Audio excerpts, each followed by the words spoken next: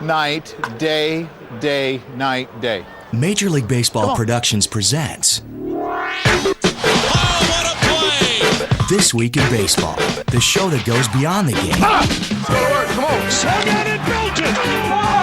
This one is over.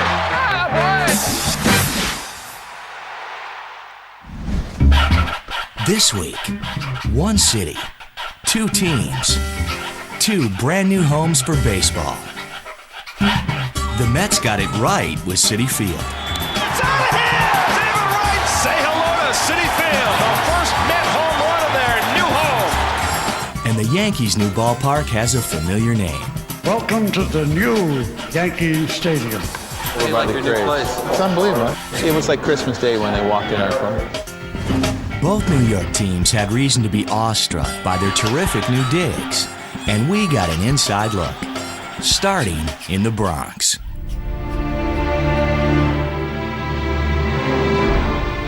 You think of Yankee Stadium, you think of winning, tradition, excellence. A home run by Derek Jeter! The great names just reverberated throughout the stadium. The magnificent Yankee, the great number 7, Mickey Mantle. Fastball hit into right. Oh! It's different than anywhere else because of all the things that have happened here. There's a fly ball deep to left. It's on its way. There it goes. And the Yankees are going to the World Series. Yankee Stadium could not be rebuilt without replicating Yankee Stadium. New York's Yankee Stadium, the house that Babe Ruth built. But what do you replicate? How do you maintain the championship feeling? Playoff games, World Series games, perfect games. Oh, what a place! What a place! So the Yankees set out to build a new home that would honor the past, embrace the present, and look to the future.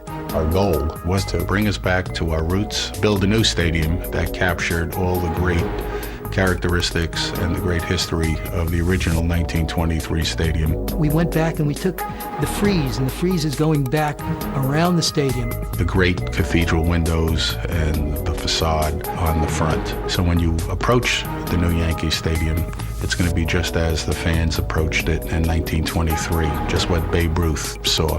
Once the plans were drawn, the Yankees broke ground. And with each passing day, a new cathedral rose in the Bronx, drawing an A-list of observers. We created it to reflect 1923. What you're looking at now is the facade of the Great Hall. That's gorgeous. The whole building will be Wi-Fi. Wow. Oh my God, this is unbelievable. Look at this place. It's the nicest stadium I've ever seen in my life. How do you like it? I love it. You guys are doing a great job. You just hope to extend the great history and basically cross the street and bring even more championships, more great memories to this great franchise.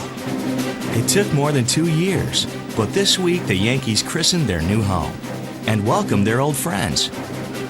It's going to take some time to have great memories at the new stadium, but I really look forward to the new stadium because I think it's going to be magnificent. Is this blowing you guys away? It didn't have to be in high definition where I see, all my wrinkles and my gray hair. It's an experience that you'll never forget, and the first time I went out there and had the opportunity to play on the field, it had the same feeling. How do you think it's going to play? About the same? I think it's going to play the same. We're all excited about this, man. I mean, it's tremendous. Something last night I never seen before. About 50 grown men, act like they were 5 years old. It's really the best of both worlds. It's going to bring us back to our roots, yet the fans will have an incredible experience at the most state-of-the-art ballpark. I think we've managed to do that. And all that's left are the new memories still to be made. Sabathia deals, and we are underway. We have a ball. 5 years, Shea Stadium is home to both the Mets and generations of fans. Shea Stadium was a place, as a kid that grew up in Queens, or any kid that grew up in New York, was a place to go dream. The Mets are the world champions. The Mets have won the World Series. Well, the dreams haven't changed, but now there's a brand new state-of-the-art ballpark in Queens. And it promises to take Mets fans beyond baseball. Ladies and gentlemen, boys and girls, welcome to your beautiful new home, Citi Field. Boy, it's unbelievable. It's such a gift to the fans of the Mets. Citi Field, it looks awesome, man. I'm really excited. So hopefully it's a new beginning and a lot of success here. Please welcome two of the greatest players ever to wear the blue and orange, Tom Seaver and Mike Piazza. It's always cool to be a part of history, and especially in the Big Apple. Where there's so much excitement and passion for sports. 3-2 to David Wright. I'm just gonna soak it in and just try to, enjoy it as much as I can. It's not too often that you get to christen a new ballpark. Hit in the air to deep left field. Back goes Henry looking up, and it's out of here. David Wright, say hello to Citi Field.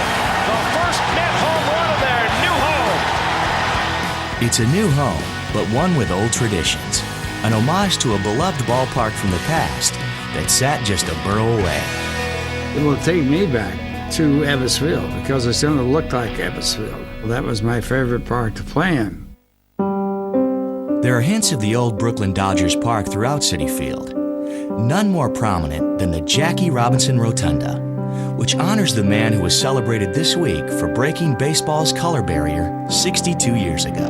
It's a joy for me to be here with you in this incredible stadium that reflects Jack's journey and his achievements that we hope will spark memories and evoke questions for young people who we trust will be inspired by all that they see. To remind us of the monumental impact Jackie had on both baseball and our society, his number was brought out of retirement and displayed for everyone to see. Every player, every manager in Major League Baseball today is wearing number 42.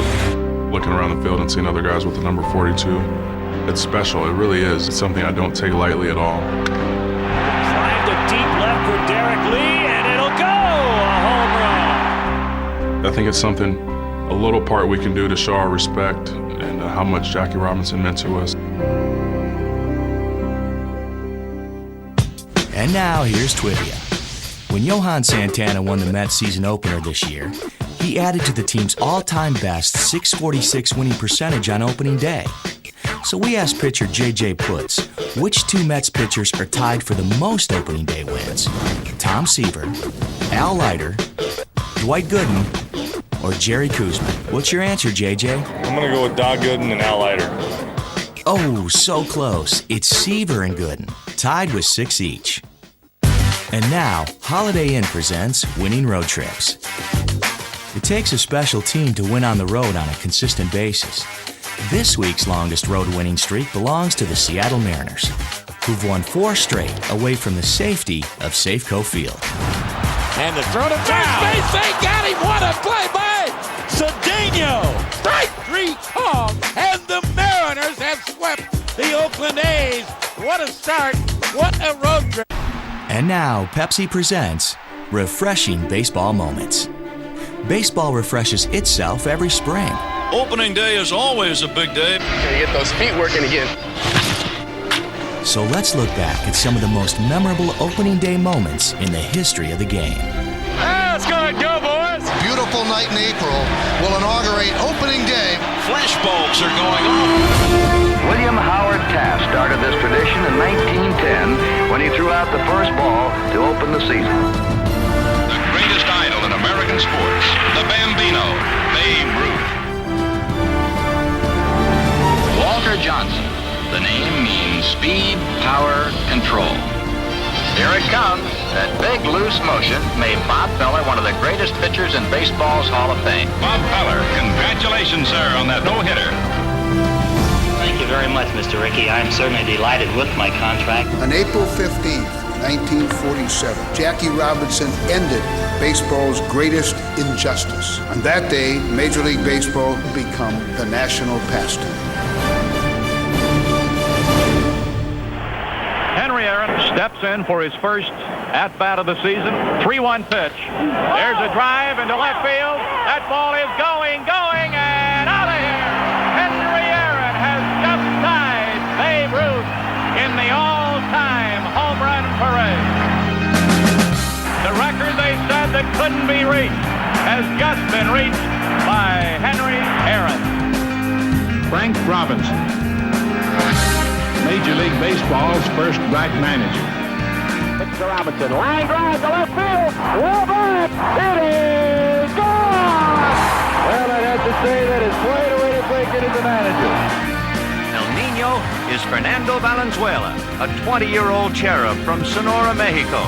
The youngest Major League opening day starter since Catfish Hunter. Fernando Valenzuela has opened the 1981 season with a shutout. We are ready for the first pitch of the 86 season. Long drive, left center field. Way back and gone. Home run, Dwight Evans. My goodness. Breaking ball, left center field. That ball is another one. Gone! Here comes the third, but if it stays fair, and it does. This is one of the all-time opening day shows, folks. Talk about history in the making. A sellout crowd on hand here at the Tokyo Dome, and we're just moments away from beginning the 2000 Major League season. Ichiro will lead things off for the Mariners, looking for his first hit in the Major Leagues.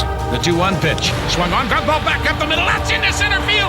And Ichiro is on the board with his first Major League hit. Swing and a drive left center field. And gone!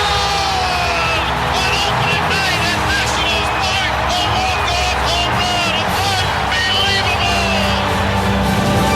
Here comes the left-hander's delivery on the way to Junior. Swung on and hit deep to right field. Down the right field line. Fly away! Ken Griffey Jr. with his 8th home run on opening day. And Junior now has 612 overall. Welcome home, Junior. Here's the pitch to Porter. Curveball, base hit right field. And the ball goes through Vukovich all the way to the fence. Our SiriusXM call this week celebrates the many calls of Hall of Fame broadcaster Harry Kalas, the voice of summer in Philadelphia, beloved by fans and players alike. High apple pie in the sky. His unforgettable voice, which graced Phillies games since 1971, will certainly be missed. Hayes has done it. A no-hit, no-run game. But it will never be forgotten. Swing a long drive. There it is. Number 500 for Michael Jack Smith. Swing and a miss. Struck him out. Phillies are the 93 National League champions. Curveball struck him out. The Phillies are National League East champions. Look at the seat on the field. Look at the seat on the stands. This is incredible. He was the soundtrack of the game for millions of fans. And this past October, he made every one of them delirious with joy. Swing and a miss, struck him out. The Philadelphia Phillies are 2008 world champions of baseball. And let the city celebrate. This Week in Baseball continues as Chevy presents All-Star Classics. In 2008, the All-Star Game was held at the old Yankee Stadium for the 4th and final time. And during the Home Run Derby, Josh Hamilton provided a powerful and fitting moment, one that had fans chanting his name.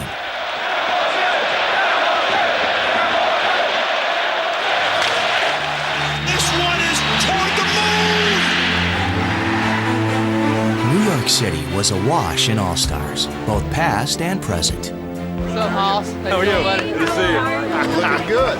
Man, another good year. Good luck to you, all right? Being here is an honor and a pleasure. I'm definitely going to enjoy every bit of it. Get a picture with us. You having fun? Yeah, I'm having a blast. How about yourself?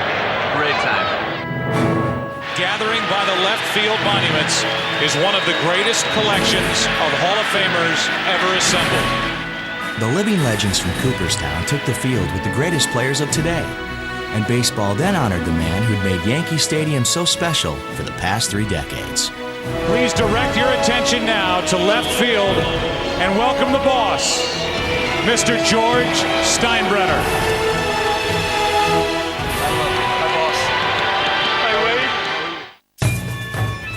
This was the last hurrah for this venerable stadium, and it almost seemed as if the old ballpark didn't want to let it go. 3-3 in the bottom of the 15th inning. And although this was the house that Ruth built, hustle, not power, decided the game. Morneau tags at third. Here we go. Throw by Hart to the plate. And safe. This game is over. You know, it was fitting. You consider the game taking forever. It's almost like the stadium didn't want it to end. How would you like to be in this year's All-Star Game lineup? Well, you can. Just go to winanallstartrip.com and enter to win an MLB All-Star Weekend in St. Louis. That's winanallstartrip.com. And now, Gillette presents the Rookie of the Month. Each month, Gillette will honor the top rookies in both the American and National Leagues. Welcome to the big leagues, big guy! But with the passing of pitcher Mark Fidrych this week, Gillette looks back at the Birds' amazing 19-9 rookie season. Mark Fidrych, he was something to watch. This guy could pitch. Really, one good year he had. People came from all over to watch the Bird pitch. Everybody kind of said, who is this guy talking to a baseball? There you see Fidrych, psyching himself up, talking with the ball. Do your thing, ball. The attention that he got, I think, was great. It was great for the game at the time. That's starting pitcher Mark Fidrych, who pats the mound. He manicures the mound. Very unique guy. You'll never see somebody like that again. The fans are standing for Fidrych. Baseball lost one of the great characters of the game this week, and a broadcast legend. Our State Farm Big League Blast celebrates the final home run call by Harry Callis. The last time he raised his voice in joy. Long drive into deep right center field. This ball is out of here. Matt Stairs with a 2-run pinch hit home run. And the Phillies have taken a 7-5 lead here in the 9th inning and battled all the way back. Presents How About That? With the plays of the week and the music of Rev Theory from their album Light It Up.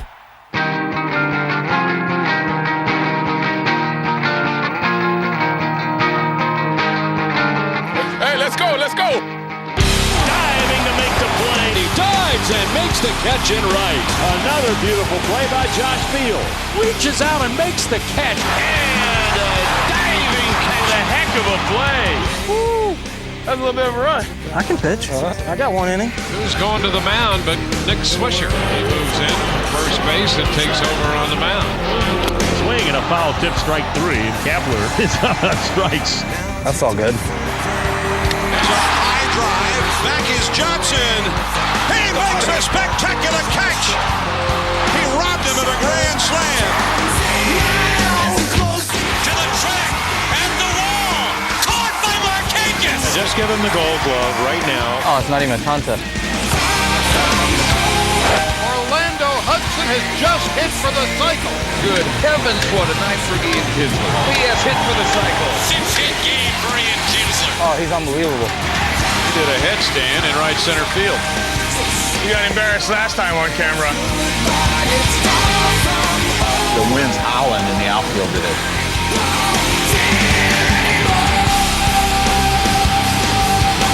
We're just making plays. Well hit, and it is. Holy smokes, what a catch by Franklin Gutierrez. Whoa, that's money. Line drive, that's an out. They're going to get 2, and they're going to get 3. A triple play. Impressive. This is impressive. On back-to-back at-bats, 2 players just hit their 300th career home runs. You'll go a long time before you see that. Get up!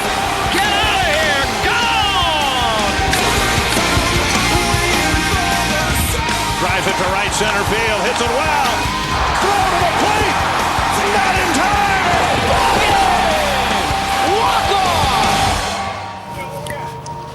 Cut. Although Yankee Stadium's been around for 86 years, the Yankees didn't always play there. From 1913 through 22, they shared the Polo Grounds with the New York Giants. That was fine, until their new acquisition, Babe Ruth, became the biggest name in town. And as a result of that, created a very untenable situation for the Giant management to endure. So, Giant management asked the Yankees to leave. The Yankees obviously needed a new home, and they wanted it to be extraordinary. They came to us and said, come in and help us build something fantastic for the New York Yankees. The owners really wanted something unique, something large, something very grand, and we designed that. One of the first parks ever to be called a stadium was built in less than a year, and it was an engineering marvel. We came up with the innovation of the 3-tiered seating decks. Not only allowed us to add more seats, but keep them all fairly close to the field. It was stately, majestic, unique. But still, the Yankees wanted something to top it off. The owners of the New York Yankees at the time decided that they wanted to give it an air of dignity. So they had erected what was known originally as a frieze, but somewhere along the way took on the term of facade, and most people know it today as the facade. Opening day in April of '23 was the quintessential New York event. It was unbelievable. There were supposedly 74,000 people and another 15,000 that were turned away. Babe Ruth capped it off in fine fashion with a 3-run homer. Ruth thrived in his new home with an MVP season. And Yankee Stadium was christened with a second name. New York's Yankee Stadium, the house that Babe Ruth built. The Yankees would win 20 titles in their first 40 years in the stadium. But come the 70s, it began to show its age. The facts of the matter are that the Yankees are the biggest draw in professional sports anywhere today. So Steinbrenner gave the stadium a facelift and made certain that the team on the field was just as sharp. From 76 on, this franchise under George Steinbrenner has been all about, putting the best team on the field, and many occasions that's translated into a world championship. After 26 such titles, the torch is now being passed. And earlier this year, Alex Rodriguez checked out his new home. That's basically our main entrance. We've recreated it to reflect 1923. Wow. What you're looking at now is the facade of the Great Hall. Square footage bigger than this one? 500,000 square feet larger. Oh my God, this is unbelievable. Look at this place. But we're putting Monument Park back in center field. Here's Monument Park. And then to be fan-friendly, home plate and the backstop will be 20 feet closer. Is everything here a little lower, like more intimate? Yes, much. But other than that ballpark is coming back. So what's your initial reaction? Oh my God, forget about it. It's the nicest stadium I've ever seen in my life. And so it's time to say goodbye as a new era begins. For This Week in Baseball,